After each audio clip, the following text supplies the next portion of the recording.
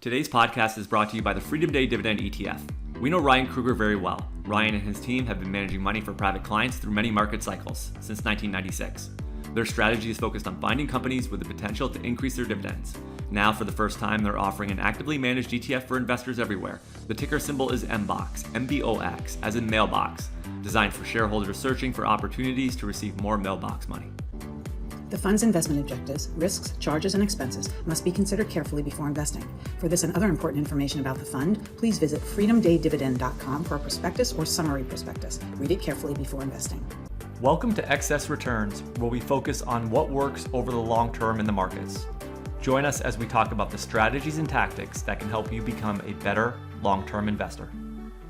Justin Carbonneau and Jack Forehand are principals at Validia Capital Management. The opinions expressed in this podcast do not necessarily reflect the opinions of Validia Capital. No information on this podcast should be construed as investment advice. Securities discussed in the podcast may be holdings of clients of Validia Capital. Hey guys, this is Justin. In this episode of Excess Returns, we sit down with Cullen Roche, CIO of Discipline Funds and founder of Orcam Financial Group. The arc of this episode is inflation, from how to measure it, to what drives it, to the impact monetary and fiscal stimulus has on it, and if the inflation we're seeing today could be short-lived or longer lasting. Cullen is also behind the popular investing blog, Pragmatic Capitalism, and when you hear some of his answers, you'll understand his pragmatic approach to understanding inflation, the economy, and other macro-related topics.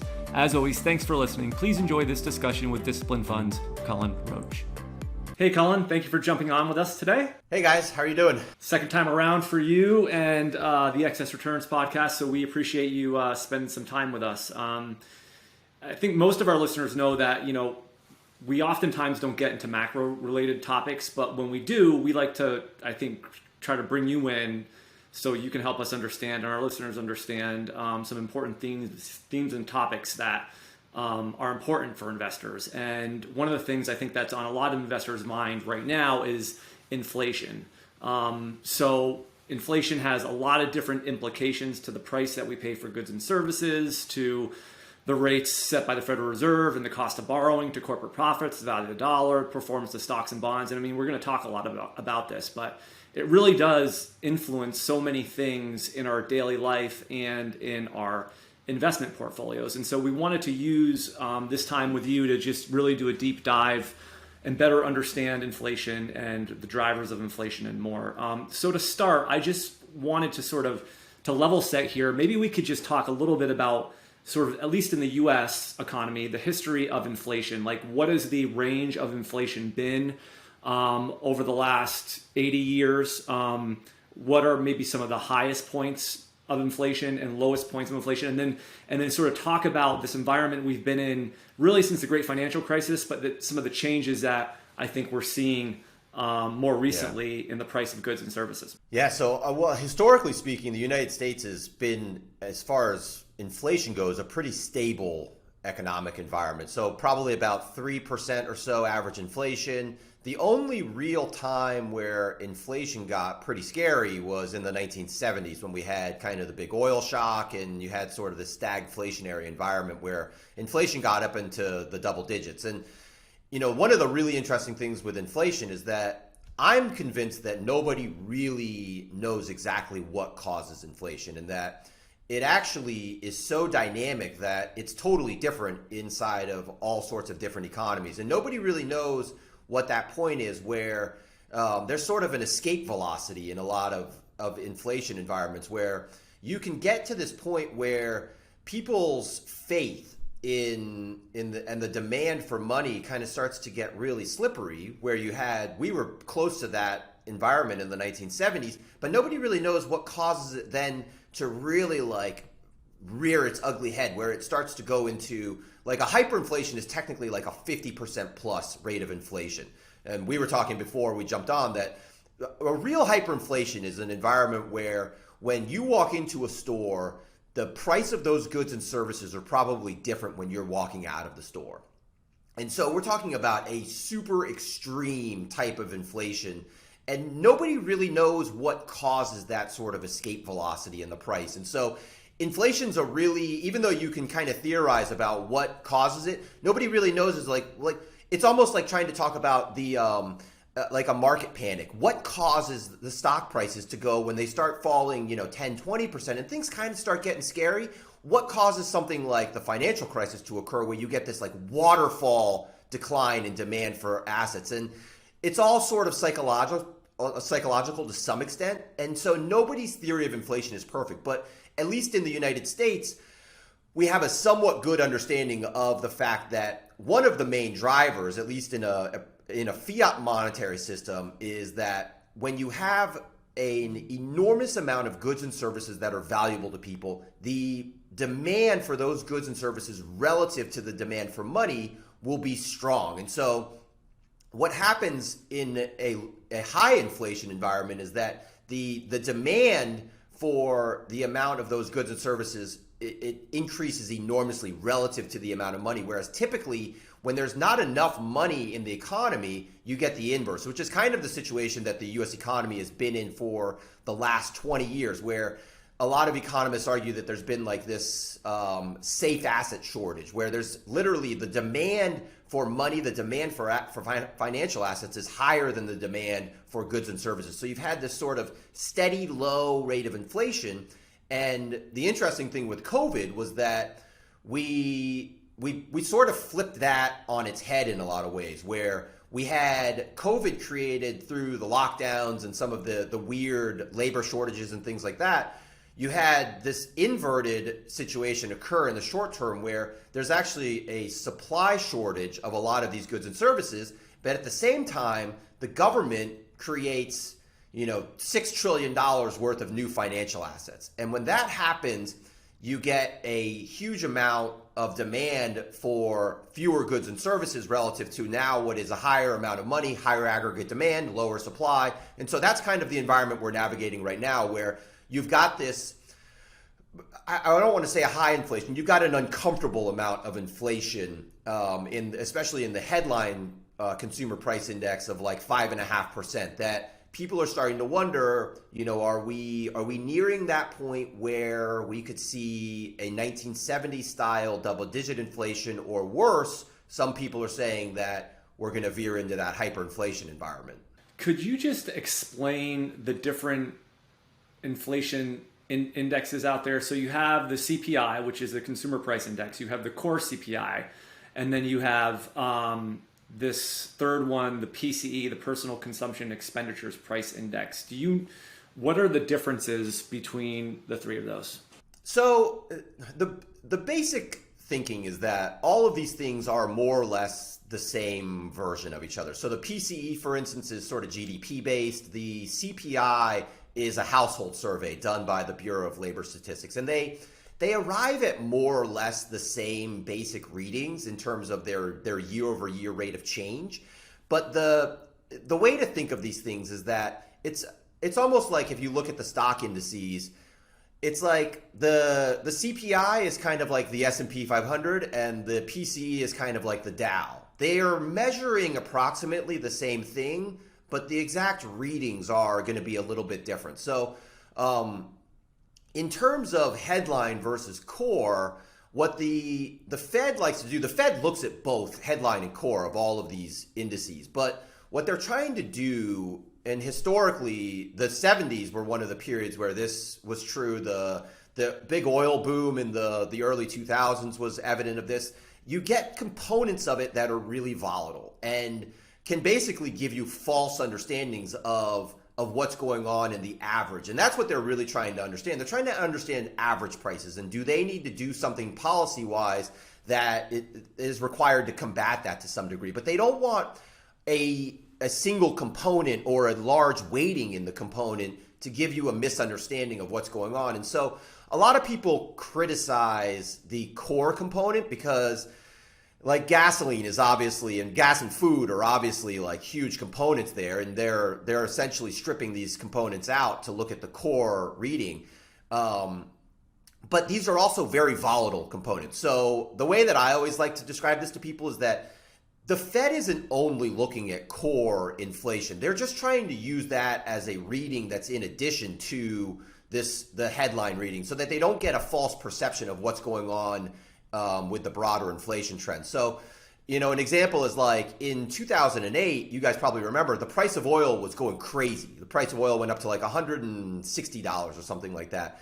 And if you're in the Fed and this is, I think, the summer of 2008 or so was when the price of oil peaked. Well, you could have been looking at that and thinking, holy cow, we're on the verge of, like some sort of double-digit inflationary environment that's similar to the 1970s. And we now know, well, the exact opposite was actually true. This volatile component was giving you basically a misunderstanding of what the long-term likelihood of the trend was, because we ended up with this huge long-term deflationary trend, and that deflation was creeping into the economy, and other components were giving that reading. But if you just let the oil and the energy sector allow you to give this sort of like outsized indication of what the inflation trend was, you were more likely to fall for the idea that we were falling into a 1970s when the exact opposite's true. So it's really just another varying indicator that gives the Fed hopefully a better idea, although you could make the argument that the Fed also has no idea what causes inflation and has, a pretty poor record of actually trying to contain inflation in certain environments. So yeah, that's helpful to kind of get our arms around what goes into these things, but also that it still might not be, they're not like the perfect predictor of future inflation in these goods and services. So it seems like a lot of things are up a lot. So stocks are up a lot. I mean, the prices of a lot of things are up, but housing prices are up a lot. I think housing prices may have seen the biggest year-over-year increase a few months ago, at least since like 2005. So, and housing for most people is, if they own a house, it's potentially their largest asset. So, but then you have this issue of buying versus renting. And so how does housing prices come into the calculation of inflation? Housing's a really tricky one, because what inflation, and especially the consumer price index, what they're trying to really measure is the damage caused by price increases of the things that we have to replace. And so, like, we all have to eat. So when the price of food goes up, you literally consume food. And if the price of food is twice tomorrow what it was today, well, that's a measurable decline in your living standards, because now you have to go out and spend twice as much money tomorrow as you had today to buy the same amount of food. Housing is really tricky because we technically consume the physical home that we live in over time. I mean, it's literally falling apart over time, and so you have to replace the components of a house over time. But like, I would argue that the land that a house sits on is basically just an appreciating asset, and so it tends to retain its value through the long term, because we're not creating more land. And even though you have to rebuild the house at some point, there's a net benefit to owning a home and being invested in it. So it's more of it has this element of a capital good that actually has a positive return on investment. For a lot of people, for the majority of people, when the price of a home goes up, you're not worse off. You're in a lot of cases, you're better off. So it's like if you measured inflation by what the stock market does, well, that wouldn't give you a very good idea on whether our living standards are rising or falling, because we're measurably better off when the stock market increases in value. Whereas when the value of food increases, we're not better off, because we literally consume those things and we have to replace them. And so housing is really tricky, because it's got this sort of dual element where we do consume it to some good degree, but it also is a capital good to some degree, where it has a net positive return on investment. And so the BLS, the Bureau of Labor Statistics, they try to measure the change in housing in CPI based on rents, basically, because rents are basically consumed.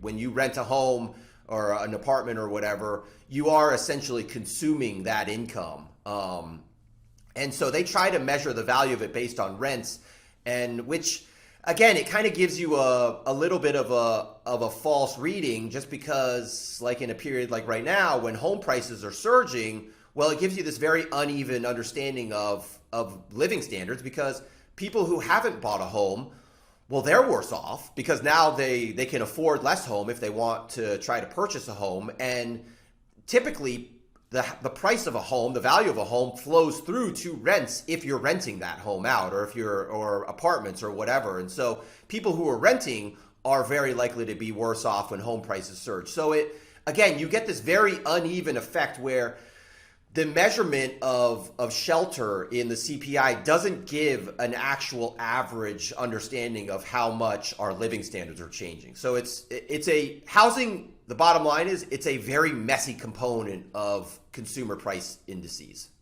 Do inflation metrics deal with the idea of the quality of what I'm getting? So as a simple example, like back in 2008, an iPhone might have been $800. That's probably wrong. And let's say it's $1,000 today. Technically, there's been inflation, but I'm getting a far better product now. So you could argue there's actually been deflation in terms of, if you adjust for quality. So does that get reflected in the indexes? It does. Again, it's sort of they call this hedonic adjustments inside of like the CPI, and to be honest, it's a very subjective measure. So it's, like taking an iPhone. I mean, an iPhone is what? It's a camera and a flashlight and a video recorder and a phone. And, there's this old Radio Shack ad that floats around Twitter every once in a while. It's got like 100 different, technologies on it. And the iPhone now has all of these things inside of them. But the prices on this old Radio Shack ad, if you add them up, it's like something crazy. It's like $30,000 or something if you wanted to buy all these things back then. Whereas today, you buy all of those components essentially for a $1,000 device. So, but the way that the BLS goes through this is they do try to adjust for quality improvements in technologies. And so, but it's a somewhat subjective measure, which again leaves them open to huge amounts of criticism because how do you measure exactly the quality improvement of, say when our phone lines go from, 5K to 6K in the next few years, 5G to 6G in the next few years, what's the hedonic adjustment that's required for that to measure whether or not there has been an improvement in our quality of life and whatnot?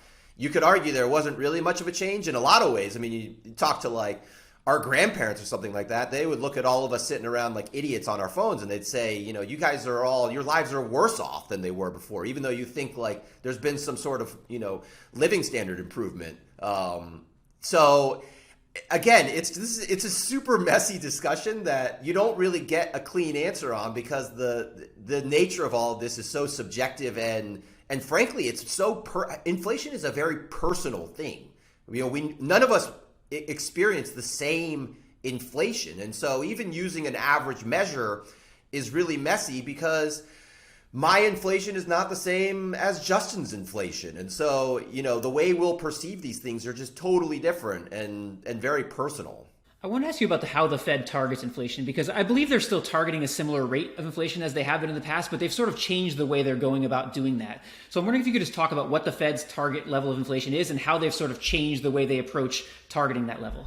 Yeah, so the Fed tries to maintain a 2% core inflation rate across time, and that's basically the level that they would argue is consistent with living standards that are still rising. So the basic thinking is that, without getting too wonky, the thinking is that, and the theory is that inflation is sticky to some degree, basically meaning that we tend not to have deflationary environments because for instance, wage increases, we measure our wage increases relative to what they were last year. And we think of ourselves as when we're improving and we're becoming more productive, well, we like to think, well, we should be getting a wage increase. And so there's some degree of stickiness in price changes where year over year, there's almost like a natural increase in inflation a little bit because of the way that we measure our performance and whatnot in terms of labor. And so the Fed measures basically 2% as being the rate that's sort of a tolerable rate of inflation that is not necessarily inconsistent with improving living standards. And they basically try to achieve that rate by managing not only inflation expectations, but also implementing monetary policy, doing things like quantitative easing and managing interest rates in a way that they try to sort of massage the economy to sort of maintain this 2% rate. And I mean, to be honest, I would probably argue that that the Fed's policies are, not that they're not incredibly important and incredibly powerful, but I would argue that the mainstream media exaggerates to some degree the extent to which the Fed is actually able to control inflation and private sector prices. I wanted to ask you about, back when I took Econ 101, one of the first things they taught us is this idea of the Phillips Curve and this inverse relationship between inflation and unemployment. And that's sort of been challenged in recent years. So I'm just wondering, is that something the Fed still uses? Is that something that's sort of been invalidated? I just wanted to maybe talk about this idea of the Phillips Curve. Inflation, again, it's so complex and there's so many variables that can impact it that, I would argue the Phillips Curve is not incorrect. I would argue that it's oversimplified. So taking this very simple measure and just breaking it down to, low employment causes high inflation, and the inverse, it's messier than that. I mean, so take a really simple example. Let's say the MMT people got in control of the economy. Well, what the MMT people would do is they would implement full employment right away because they would implement a job guarantee. And so you would automatically have this environment where the economy was always operating at full employment. Well, what happens to every economic textbook in that environment? They all get blown up because now you're in an environment of permanent full employment. And I would argue that you could have an environment where, by some technical definition, if you read some of the MMT work, they argue that some of the jobs that might be fulfilled through a job guarantee are things like they pay people to be artists and stuff like that. That, I mean, I love you guys, but if you signed up as artists for the job guarantee, I definitely outside of the government paying you, nobody else wants to pay you to draw pictures, And so it's one of these things where, the government will pay you to have this job, but nobody in the private sector would actually pay most people to be artists. And so these are sort of, even though we define these as jobs, they're sort of phony to a certain degree. And so you kind of get into this, this definitional debate where it's okay, we're technically at full employment, which means that the economy should be tight and demand should be really strong. But you could make an argument that you could have really high inflation in that environment because you're basically just paying people to do a bunch of phony jobs where you're just increasing the money supply and you're not actually building or creating the goods and resources that are required to match the amount of money that we're creating. Therefore, we should see prices increase, which in a Phillips Curve world, it sort of flips everything on its head because now that relationship is flipped upside down. And so I would argue that the Phillips Curve is not necessarily wrong. It's an incomplete measure that's based on definitions that are not necessarily completely accurate. That makes sense. Before we talk about sort of the potential for inflation now, I sort of want to talk about why we haven't seen inflation like many have predicted in the past. And so there's been these three major trends that I think have been these long-term deflationary trends. And I was wondering if I maybe just went through each one of them, if you could list maybe why that trend has been deflationary, and also if you think that might be changing in the future in terms of the trend. So the first one is technology. So can you talk about why technology has held down inflation? So it kind of just goes back to that same thing we were talking about before with the iPhone, where technology, it's deflationary in the sense that it's compressing all of these technologies into smaller and smaller components, literally. And so it has this deflationary effect where not only is the turnover much greater and the supply creation much more efficient, but you're able to produce so much, you're able to get so much more out of smaller and smaller components now that technology just has this very long-term deflationary trend in it because of that element. The second one I wanted to ask about is demographics. That's another thing people have pointed to as sort of a long-term deflationary trend. I'm wondering if you could talk about why that is, and also is that something that might be changing sort of in the future?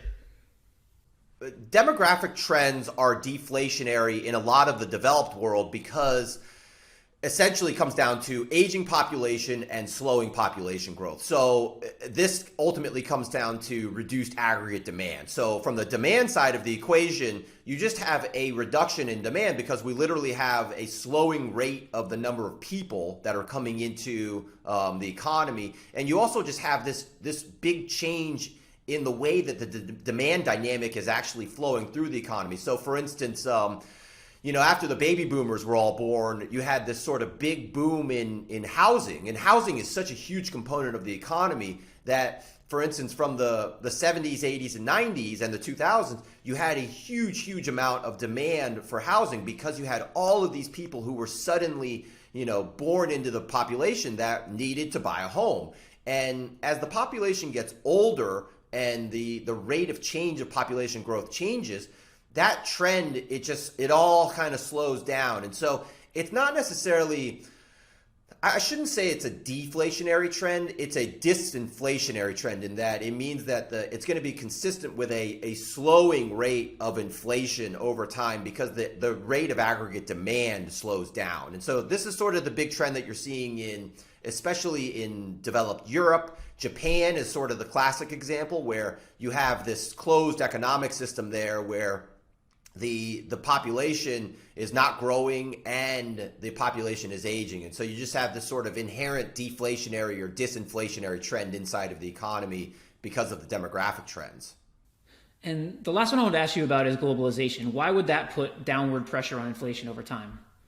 So globalization basically comes down to the fact that we're outsourcing the production of a lot of things, and we're outsourcing the labor of a lot of things. So the way to think of it is that it basically, through competition, it's basically putting downward pressure on domestic prices because you're creating things for a lower value overseas and then importing them. But you've got the workforce has, in a lot of ways, it's opened up to this globalized network now where you can you can jump on like various websites and have people in India or these low-wage countries perform tasks that would have otherwise been performed domestically. And so this competition for essentially labor and products, goods and services, has put downward pressure on inflation through globalization. So the inverse is that this kind of creates a reversion to mean, sort of, where the developing countries are actually increasing a higher rate of inflation than they otherwise would because they're getting paid from these richer countries, whereas the richer countries are they're slowing their rate of inflation to some degree because they're able to take advantage of the lower cost of goods and labor in developing parts of the world. Right, that all makes sense. Back to the point you said about us becoming artists. So I guess you're telling me I got to take my podcasting quantitative artist title off of LinkedIn. I mean, if people are paying you for that, that's great. Okay, good. One of the things I want to add, and we talked about this the first time you were with us, but I think it would be good just to sort of look at this again or talk about this again, which is after the financial crisis. So this was 2008, 2009. And the government stepped in, but then you had a lot of the Fed basically was implementing, quantitative easing or monetary stimulus. And I was one, when I would look at the Fed balance sheet then, and it was went from less than $1 trillion to maybe $4 trillion. And I don't know when it was, 2012, 2013, right around that period of time, if I have my timing right. I was like, oh, inflation's coming. This is, now it's here. Rates are going to go up. And, it never materialized. And, why is that in your mind? So my argument back then basically was that what something like quantitative easing does at an operational level is pretty simple. It basically, so think of it outside of all of the government's other actions. Actually, think of it inside of a situation where the government is running a surplus. So the government is actually taxing more than it's spending in this environment. And then you have the Fed is out there doing quantitative easing. Well, what's technically happening is that the aggregate government is issuing now fewer bonds. They're actually taxing more than they're spending. So they're actually taking money out of the private sector to a certain degree.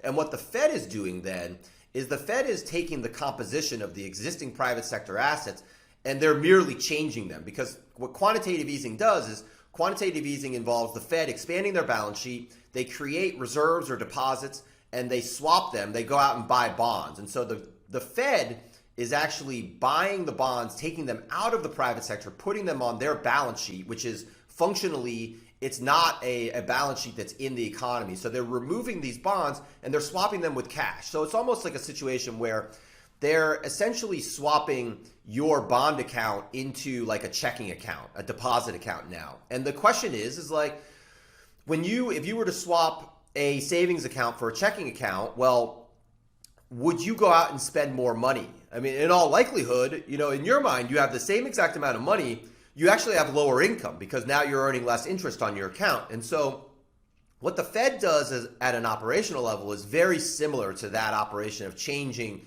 a savings account into a checking account. And so outside of the rest of the government's actions, there's no real operational reason for this to cause high inflation, even though, we kind of get into the whole discussion before about definitions and like the government is technically creating more money, but they're also removing bonds. And so, just because they're adding more money, does it mean that we have more financial assets? No. So that's really the kicker there, is that at the Fed specific level, they're not doing anything that on its own should cause a lot of inflation. Whereas my tone has been very different in the last 3 years since COVID was initiated, mainly not because of what the Fed was doing, but because of what the government, the Treasury was doing. The Treasury spent, $3 trillion in 2020 and then 2021 again. And so these are real measurable balance sheet increases where the government is now, they're literally printing new bonds and issuing them. So they're issuing new financial assets that the private sector now holds on their balance sheet. So in a way, if you think of it, if you wanted to say that the government prints assets, or think of it, a better example is thinking of the Treasury as literally printing money rather than bonds to finance their deficits. Well, that's the situation where you actually have a huge increase in the private sector financial asset balance.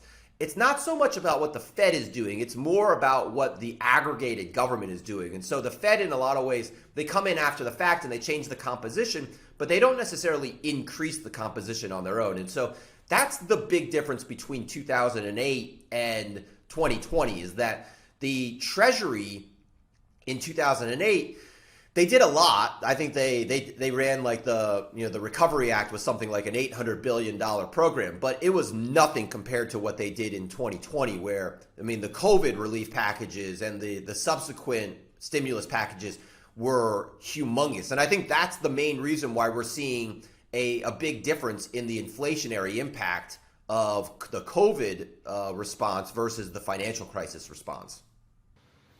You recently had this tweet on Twitter. I'm going to read it to you here because it plays into this, I think, to a large extent. You wrote, "Was it worth it? We paid trillions to make the COVID recession disappear in an instant. We avoided unemployment and hardship for some in exchange for higher inflation for everyone thoughts." And I know that got a lot of play and feedback. And I just kind of wanted to sort of flip it around and ask you, do you think it was worth it? Do you think we got the benefit of it? Or is it still to be determined? Yeah, it's probably TBD to a certain extent. I got a ton of hate mail from that tweet, by the way. That was fun. No, I kind of have a mixed view on it. So my view was that when COVID started, it looked a lot like it was going to be Spanish flu 2.0, and the Spanish flu killed 1% of the total population. And, one of the things I always talk about is the Spanish flu killed a lot of children. And so maybe I'm just hypersensitive to this because I have a 2-year-old and another one coming. But if COVID had been killing children, this would have been a whole different couple of years. You wouldn't have seen me anywhere.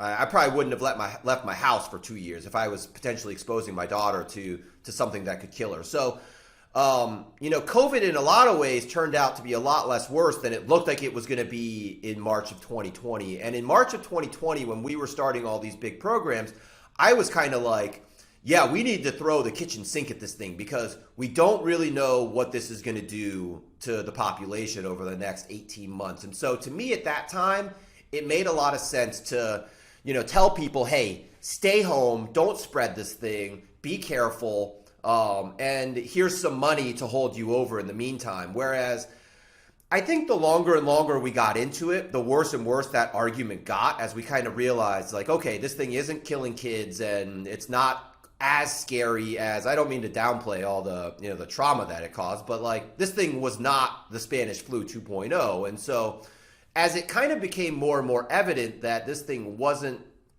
as dangerous as maybe a lot of us worried at first, I think then that's where the debate gets really messy, where we probably sent out, too many stimulus checks, too long. The moratoriums, I mean, in my mind, the moratoriums were kind of ridiculous. The lockdowns in a lot of places went on way longer than they should have.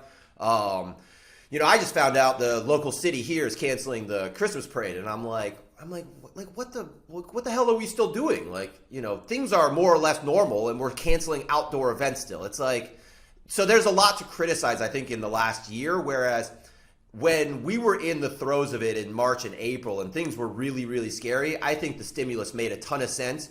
But I think there's been a lot to criticize rightly in the last year. So again, it's kind of one of these messy situations where, I don't know, to some degree, it's easy to sit here in hindsight and say, oh yeah, they shouldn't have done this and they shouldn't have done that. But I still think even at the time, especially in early 2021, it was kind of easy to say, okay, look, this thing is not as bad as we expected. So let's kind of ease up on some of the stimulus, Yeah, I think that's a fair way to say it.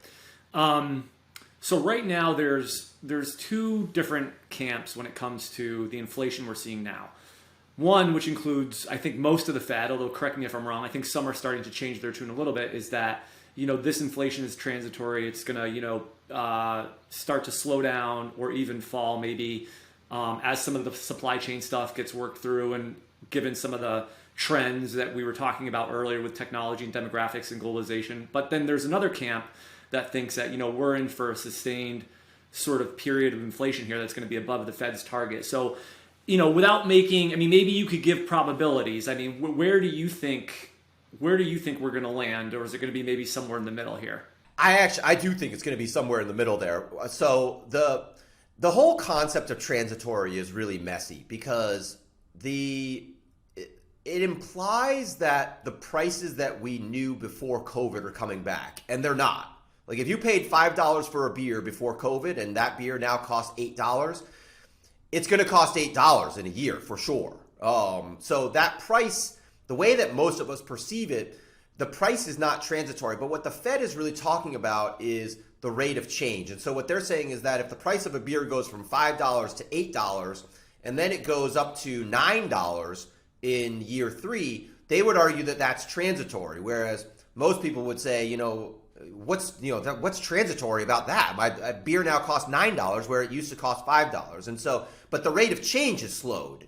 So from the way the Fed measures inflation, the price changes have been transitory in that the rate of change is slowing down. And so going back to the target inflation rate of 2%, the Fed expects that we will see a 2% rate of inflation at some point in the next few years. And I think that, not only did they kind of bungle the language about this because the term transitory is such a messy term to begin with because it's so disconnected from the way we all actually perceive inflation, but it was never likely to be as transitory as they expected because so much of what's going on is just, these are huge, huge macro trends that are unfolding here. And COVID disrupted so much of the economy that the idea that a lot of this was going to come back online within, even 6 to 12 months is crazy.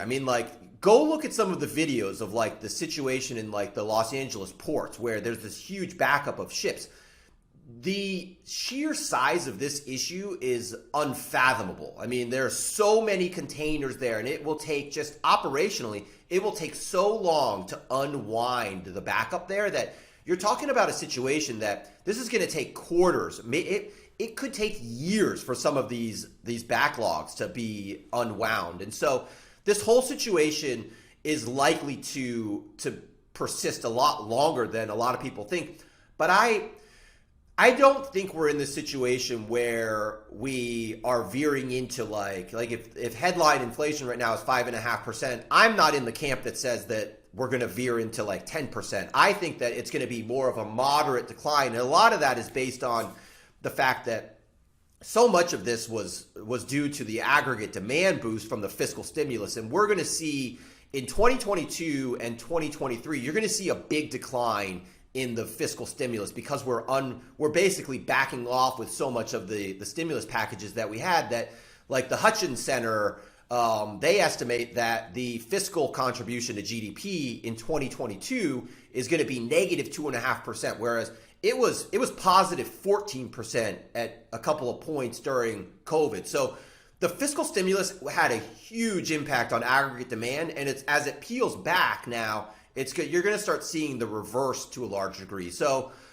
you've got kind of two factors here where I think that the economy is unwinding the backlog, the supply constraint to some degree. So you're going to have a boost in supply in the coming year or two, and you're going to have a reduction in aggregate demand, primarily coming from the government.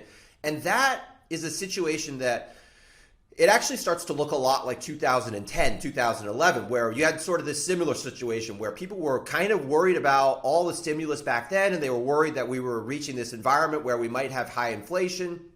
And it turned out that the opposite was what was actually unfolding. And I think we're in sort of a similar situation where I expect, based on my models of inflation, I expect core inflation to be about 2.5%. So it's 3.5% right now, and I expect it to fall to about 2.5% by the end of next year.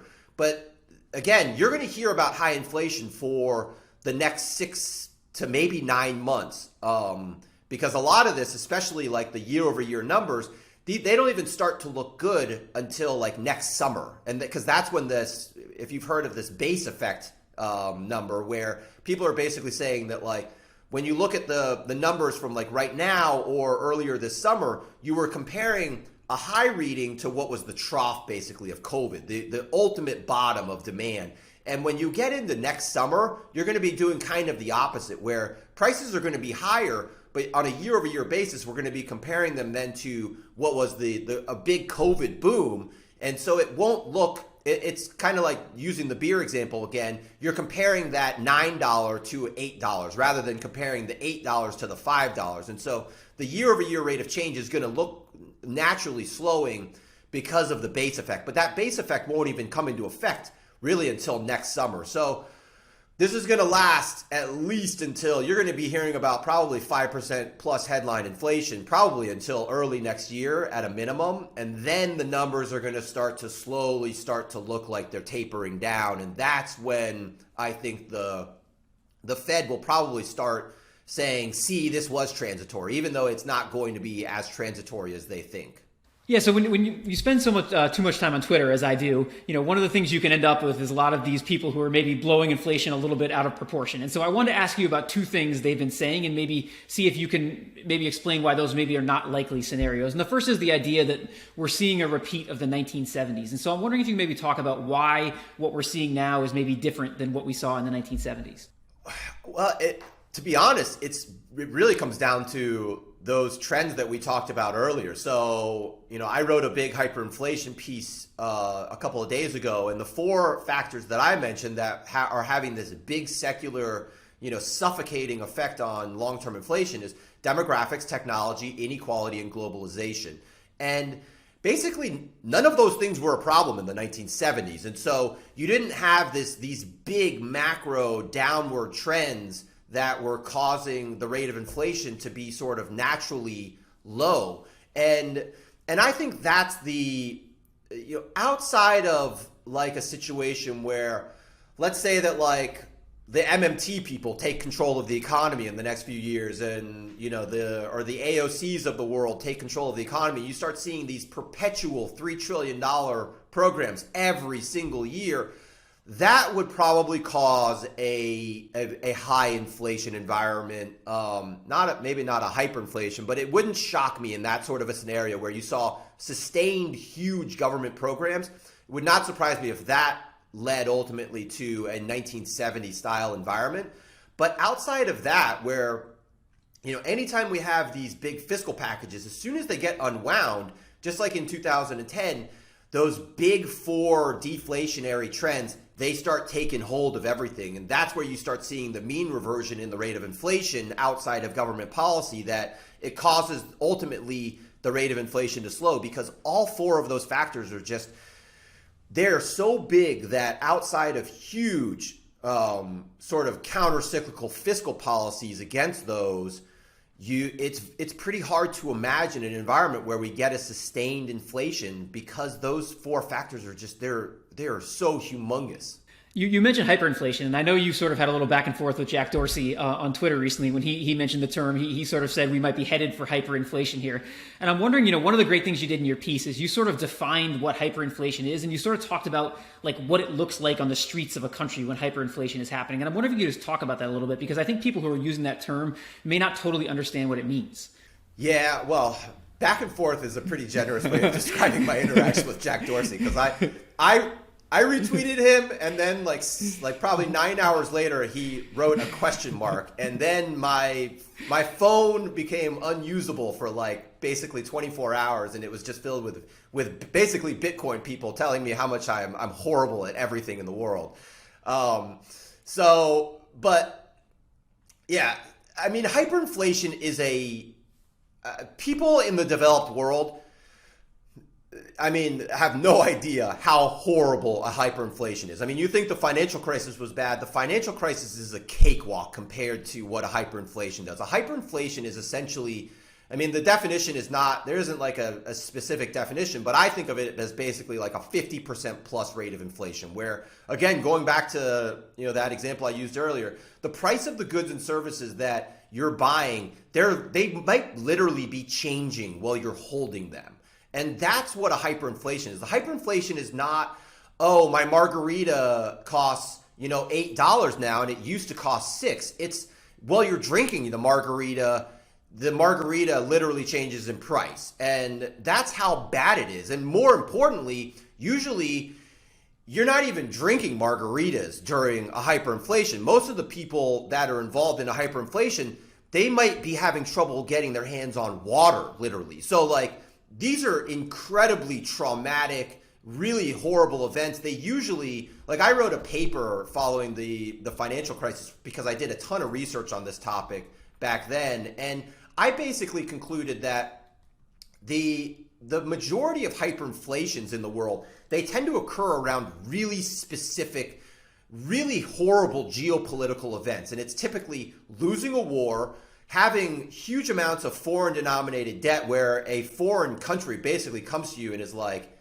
pay me back now, or we're going to invade you. And like the Germans went through this after World War II, where they had huge amounts of foreign denominated debt. The Russians went through the same thing when they had a regime change, and they had huge foreign denominated debts in the ruble, and they had to repay these debts, and they had to do so by printing money. And so that third one there is regime change, where these are literally like the government gets toppled and you bring in a whole new regime. And so those tend to be the three big environments where you get hyperinflations, and it's literally a complete collapse of the national currency. So the USA, I mean, as much as we all seem to kind of hate each other right now, I don't think that we're on the verge of like a civil war or like a regime change. Maybe I'm wrong. I hope not. But like, that would be the type of environment where you see this really, really horrible, horrific geopolitical event that coincides with essentially a collapse of the domestic currency. I'm wondering, another idea you see out there a lot is this idea that the Fed's toolbox to stop inflation is not as good as their toolbox to stop deflation. So we kind of saw in the coronavirus crisis, their toolbox to stop deflation is pretty strong. But people are saying on the other side, they kind of evoke the idea of Paul Volcker maybe causing a recession to stop the 1970s inflation. I mean, do you think the Fed maybe is more limited in their ability to control inflation than they are to control like a deflationary situation? Yeah, well, that's the thing that's so, like, I don't know. I don't think the Fed really knows what causes that, sort of escape velocity where you go from, 5 to 10 to 50% inflation. And so a lot of central banks struggle to control a really, really high inflation because I don't think, it's a lot of it is just controlling the psychology of the people that have already basically lost faith in the government at that point. And I don't think that, the government has a hard time reinstilling the faith in the currency because people don't trust them. So people don't trust even the policies that you're implementing to try to reverse, what you potentially caused. And so I think that's a big part of why central banks have trouble controlling inflation when it gets high. But ultimately, it does come down to kind of that factor of like what the government ultimately has to do is something really, really extreme. And so in a lot of cases, you see huge interest rate increases to try to control the rate of inflation, where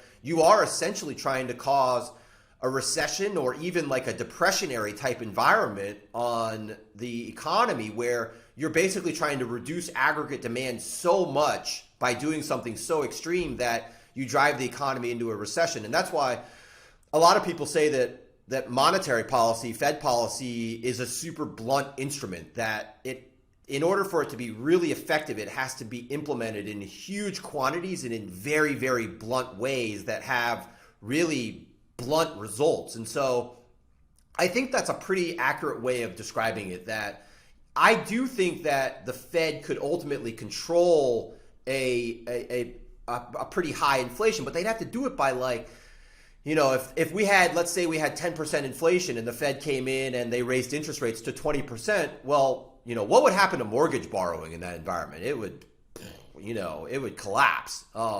And so a lot of that is just, and it wouldn't just collapse, it would cause probably a complete stop in all mortgage borrowing. So the housing sector would completely dry up. The housing sector is such a big, important part of the global or the domestic economy that you'd by nature, you'd have a huge decline in inflation just because you would suffocate aggregate demand. And so, the Fed can control that. But once you're kind of in that environment, it gets really tricky, which is why the government has to be really careful about ever even allowing it to get to that point, because once it gets to that point, well, things are so bad that the response has to be so extreme that in a lot of ways, there's no good answers at that point. I just had one more before I hand it back to Justin. I wanted to ask you talked earlier about the Fed sort of targeting an ideal inflation rate of 2%. I'm just wondering, where do we come up with that, and how much of an exact science is that? How do we think about what is an actual ideal rate of inflation? I mean, to be honest with you, I don't really know. I mean, I think a lot of it just comes back to historical trends, probably, where historically the economy has grown at something like a 3 to 4% real rate of return, and so a rate of GDP, and so with a 2% rate of inflation, that just kind of seems to be what the historical trend has been, where you kind of get into this messy discussion about living standards, and it's a particularly hot debate now with Bitcoin and the so-called deflationary types of money, where people are arguing well, we don't really need inflation in order for there to be growing living standards. And the current system would say, well, inflation, some degree of inflation, is just a natural byproduct of a system where we have flexible money, in essence. And so that's one of the kickers that I always discuss, is that in a current monetary system, the government actually doesn't create most of the money. Most of the money is technically created by banks, and that all, or most of it, comes through the process of building homes and a lot of mortgage borrowing and things like that are feeding real economic activity. But the kicker is that the money supply, in terms of the number of loans and deposits that are created through the banking system, it always increases, and it will always increase over time. And this is true even if we move to a Bitcoin standard. You'd still have a situation where ultimately what would develop is a system very similar, where you'd have Bitcoin lending, where people who don't have Bitcoin need some Bitcoin to be able to go do the things they want to do, and they would borrow it. And that ultimately, that would become sort of the monetary standard that we use. But the kicker is that the amount of financial assets in that system, it's always going to increase. And that's why if you look at any long-term chart of financial assets over the long term, and this is assets and liabilities, both sides of the balance sheet increase over time. And that's just a natural byproduct of more people, more demand, more borrowing, more needs for money, literally. And so it's a tricky discussion, just because I don't know what the right level of inflation is, but I do think that they're right to a certain degree to expect that some degree of inflation is inevitable, just because the money supply is always going to be increasing in the long run. And you're always going to have situations where, like, if you argue that the government and all of the government's policies are inflationary, well, even if the private sector is perfectly efficient and producing goods and services that are deflationary or just non-inflationary, well, even with a growing government, you still have a certain degree of inflation. And so a lot of this debate comes down to, government versus non-government. What do you expect the government to do in our lives and all that stuff? And so, I mean, historically speaking, it's not surprising that there's a certain rate of inflation that exists and has existed over time. And I'm not sure what the right rate of inflation is, but some level of low inflation is not inconsistent with improving living standards over time. And I think we've especially seen that in the developed world over like the course of the last 100 years. Just before we wrap up, I wanted to kind of pivot from inflation and just talk about some of the new stuff that you're working on, personally and business-wise. And I know that you've launched a new company, Discipline Funds, and I was wondering if you could just kind of talk a little bit about what you're doing with that new investment business. Yeah, so this is basically we're sort of launching a new asset management arm that it gives us the ability to offer our specific strategies to the general public more specifically. So, I'm a big advocate of behavioral finance, behavioral-based investing.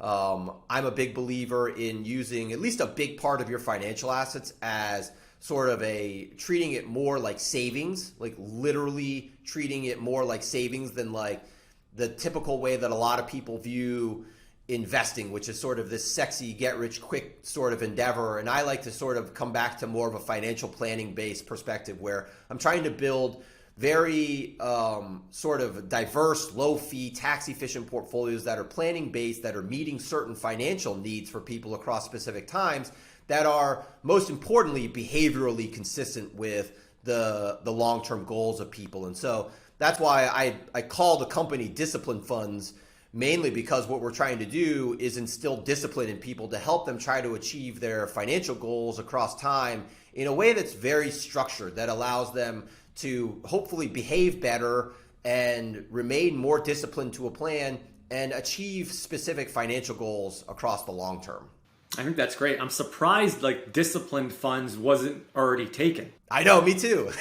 I was like, when I looked up the URL, I was like, how is this even possible? Like, how is this not a thing? So this should have been taken like in like 2003 or something. But no, that's great. So, and I think a core part of the methodology is this idea of counter-cyclical rebalancing, sort of like embedded in your in your strategy. So can you just kind of talk to that a little bit? Yeah, so the way I like to think of it is that basically what happens in a typical index fund is you have, for instance, let's say like a 60-40 stock bond fund. And what happens in that fund is that over time, the stocks naturally outperform the bonds. And so you get 60-40 and it grows into 70-30. And at some point over the time horizon there, if you want to maintain the same risk profile, because typically stocks will expose you to more risk the more they're exposing, or the larger they become a part of your portfolio, you have to rebalance that. And so, rebalancing is a very standard part of portfolio management, but the kicker is that oftentimes when we rebalance that 70-30 back to 60-40, we're not always measuring it the same way. We're not always rebalancing it back to the same level of risk, importantly. So, for instance, in a period like 2008, a 60-40 is way different than it is in 2010. And so what I actually do is I take the benchmark and I rebalance it counter-cyclically. So if your benchmark is 60-40, and let's say that your portfolio grows to 65-35, well, our benchmark is essentially more dynamic in both directions. And so I'll actually take the portfolio at times back to 55-45, for instance. And so, again, what I'm trying to do there is not necessarily time the market or try to generate better, alpha or better returns necessarily. What I'm really trying to do is I'm trying to buffer the investor from the potential that they'll overreact. So reducing the risk profile at certain times, especially during like big macroeconomic booms where I'm reducing the amount of equity risk because we're basically quantifying the macroeconomic risks as being slightly elevated. And so rebalancing a little bit more dynamically, it's rebalancing in a very tax efficient way, the way that we achieve it. So the way that the strategy is designed, though, is to be a behavioral target where we're keeping people in line with their risk profile and hopefully performing better because they behave better ultimately. Yeah, we're excited to hopefully see your growth and development as sort of this gets off the ground and you start to get some growth behind you. Just the standard closing question we wanted to ask, and this is our new question. I don't think we asked this the first time you were on, but and it doesn't have to be around this concept of inflation. So it can be about anything you want it to be. But if you could impart one piece of wisdom or teach one lesson to your average investor, what would that be? The older I get, I feel like the more I realize, the less I know about all of this stuff. And so it's this weird sort of journey in finance and economics where, you typically think that like the old guys are the ones that know everything. And the more I find myself becoming an old guy, the more I just sort of have realized how little I know about all this stuff because it's so friggin' complex. And so, I would say that one of the mistakes I made when I was younger was just pigeonholing myself, whether it be inside of like certain, political cliques or whether it's even like certain strategies where you can find yourself attracted to like a very specific niche type of strategy. And what you'll find is that you could go through really long periods of time where that strategy doesn't perform well at all. And so to me, being super open-minded, not only on the political side, but on the economic and finance side, and especially on the investing side is really important just because you have to be positioned in a way so that you can kind of navigate all environments. And that's, I think to a large degree, it's why I've become very attracted to like all weather portfolios because I kind of know that I don't know what's going to happen in the future. And I want to a certain degree, at least with a big chunk of my assets, I want to diversify so much that I've always got components of my portfolio that are weathering any type of environment. So yeah, being open-minded to me is like a superpower in finance and economics. I think that's sound good advice. So thank you for that. If people want to learn more about what you're working on, read your articles, your research, or follow you on Twitter, where can they go? So it's Cullen Roche, one word, on Twitter, and my company website is disciplinefunds.com, and then Pragmatic Capitalism is my blog, and that's where I publish most of my work, my research, and that's probably the best place to find me. But yeah, if you want to send me hate letters or notes or whatever, that's usually done through Twitter. So that's where all the violent, angry people are able to reach me. And just keep in mind, people, this guy's got a pregnant wife at home. By the way, congratulations. That's why on the baby. I have to take all the hate, so because she's too deep in the throes with other stuff to handle all this stuff. So yeah. All right, man. Well, listen, thank you very much for joining us. We appreciate it. Thank you. Yeah, thank you guys. Thanks for having me. Hi guys, this is Justin again. Thanks so much for tuning into this episode of Excess Returns. You can follow Jack on Twitter at @PracticalQuant and follow me on Twitter at @JJCarbonneau. If you found this discussion interesting and valuable, please subscribe in either iTunes or on YouTube, or leave a review or a comment. We appreciate it.